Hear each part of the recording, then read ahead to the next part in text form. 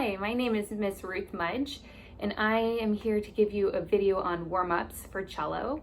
I find warm-ups very helpful, both physically to help my body warm up before playing my pieces, but also mentally. I think often we have our brain focused on whether it's your schoolwork or what's happening in the world right now or whatever TV show or book you're obsessed with. It's very helpful to kind of get into cello mode. So that's why I would highly recommend, even though you have a very limited amount of time often to practice, spend 2-3 minutes of warm-ups just to help you get into cello mode, both for your body and for your mind. The bow exercises are actually really simple. However, it's a great chance to check in with how your body is feeling. How is your posture? Is your bow able to keep straight? How is your bow hold? Is it gripping for dear life? Can you relax it? Is your elbow too low? Are you moving too high from here? Can you feel your whole body connected to the floor? So these are all different things that you can think about as you do these bow exercises. The first one, just do half notes on all 4 strings, just starting out with your A string.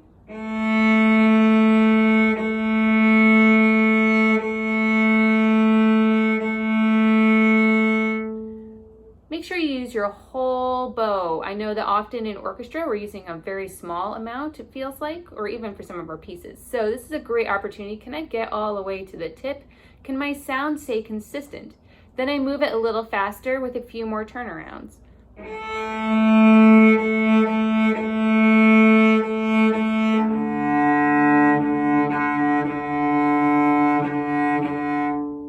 Etc. I do all that on all 4 strings. Then I often like to focus on how connected is my turnarounds. Can I hear that I'm doing a bow change? Or am I having little stops?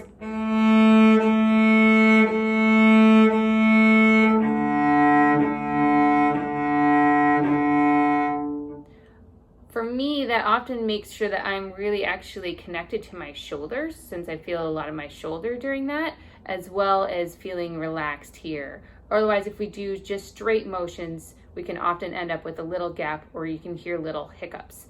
So the more that we can relax, sometimes I'll do that at the tip as well. You still want that same motion, but it feels different up here. So we just have that to help get all our arm warmed up. The final thing that I like to do with my bow hand is actually do string crossings.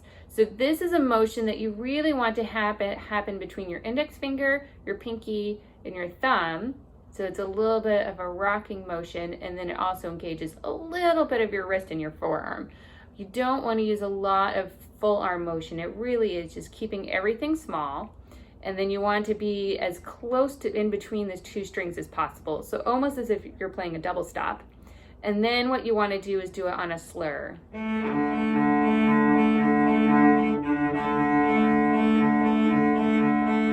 And then again, I do that. I usually start on the top string, but you can always start on the bottom string as well.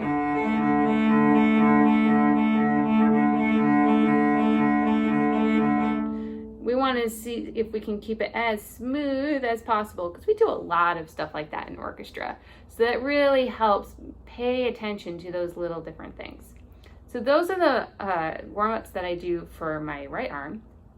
The left arm, I will have a page of the fingerings for the tonalization. If you've done Suzuki Book 2, you've done the first 2 fingerings of it. Don't do any vibrato. What we're listening for is really clean, clear sound, and for ringing tones. So most of these are notes that will match your open strings, and so this is very helpful, especially if you are new to an instrument without tapes. So really listening to hear if you can hear it being in tune and having that extra ringing quality without depending on looking at your fingers. So it's mostly a C major arpeggio with a little shifting up into second position. And I like to do these again as half notes. We're still warming up the right arm as much as you are listening for what's happening with your left.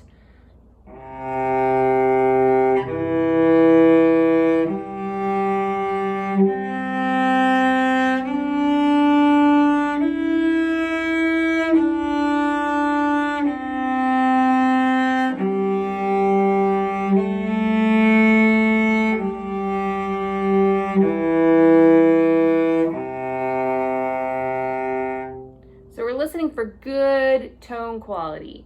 Then what I like to do is do the same notes, but we're going to shift up earlier on the D string.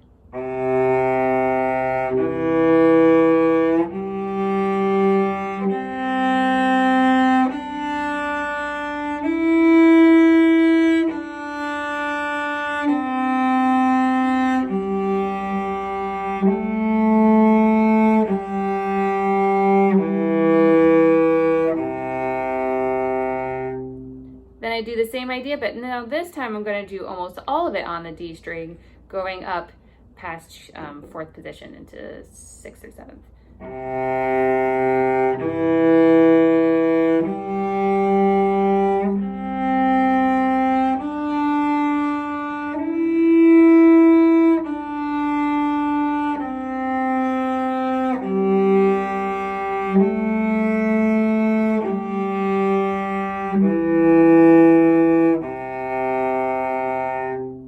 Finally, we're going to go up on your G string as well as your D string. So really listening, can I keep the same quality of sound?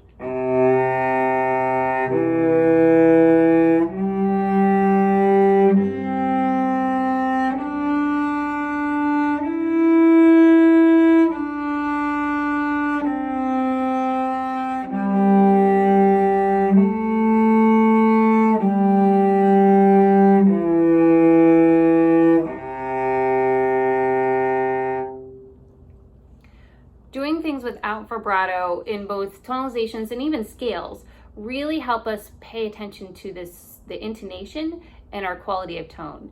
However, if you are not used to doing vibrato very often, I would recommend doing a little bit of a warm-up of actually practicing a teeny bit of vibrato so that you can feel more comfortable in adding it to your pieces or other exercises. The next exercise that I like to do is called a trill drill. Although really it's more of a mordant trill because it's just one turn. The idea with all of these, we're going to do all the finger combinations, is to help with dexterity, help your fingers get moving. When you do 1 to 4, make sure that you have all your fingers down. I think it's really easy to keep 2 and 3 kind of hovering. Same idea when we're doing 2 and 4. We just want to make sure all the fingers go down together so you have greater control. And initially it will actually feel like more work, but in the end, it'll actually help you move faster. The other aspect to keep in mind is be careful of having a straight pinky, because then you're actually having to move all the way from your hand back here. So if it's possible, we want to kind of train your pinky to actually move fast while it's bent. I know that it's really easy to turn into this mode and go like that, but we just want to bring your knuckles in a little bit. I usually do it on the D string, but you can do it on the D string or the A string. So I do 4 turns, starting with my 1, 1, 2, 1, then 1, 3, 1, 1, 4, 1, then 2, 3, 2, 2, 4, 2, 3, 4, 3, and then we just go backwards. So 4, 3, 4. 4, 2, 4, 4, 1, 4, 3, 2, 3, 3, 1, 3, 2, 1, 2, 1, 0, 1, 0, 1. That just helps keep things going. By the way, in the middle, just double check and make sure you're not grabbing with your thumb, that you can easily move it back and forth so you can keep it relaxed. Then I like to do just a little scale with trills, basically going up my D string for an E major scale, but that gets a little complicated. And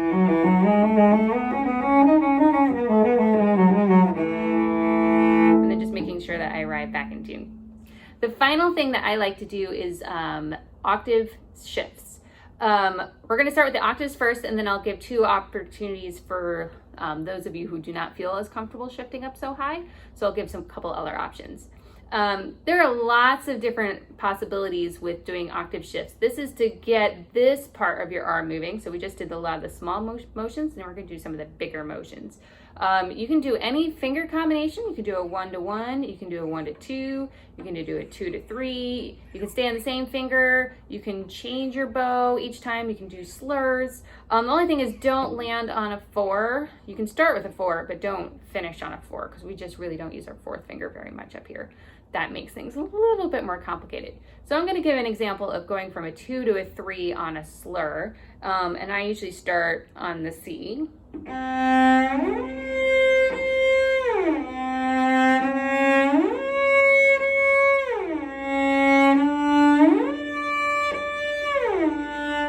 And then I just keep working up. So I do usually about C to C, so about an octave. You can do as much as you're comfortable with. I just go basically up a half step, and it just really gets this motion going. Because when we do shifting, it really is much more of a circular motion. I think sometimes when we do small ones, we kind of feel like we kind of jerk around. So this kind of really gets the shoulder also and the back engaged. If you don't feel comfortable going that high, then I recommend going to 4th position.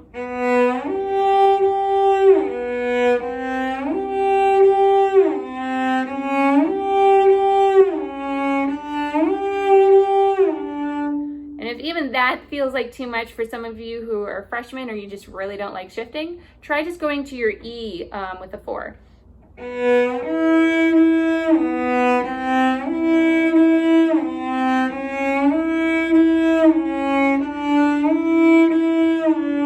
And again, the more relaxed your thumb is, the easier it is not to get stuck. And we just also want to kind of keep more of that circular motion with the arm instead of just jerking back and forth on a line. It'll actually help us keep more relaxed. So those are different exercises that I do to warm up. I know the video is long, but it really should only take you 2 minutes, maybe 3, just to help you get warmed up. And then I would do scales, because scales are separate from the warm-ups, and that finishes the warm-up process before you can move on to your pieces.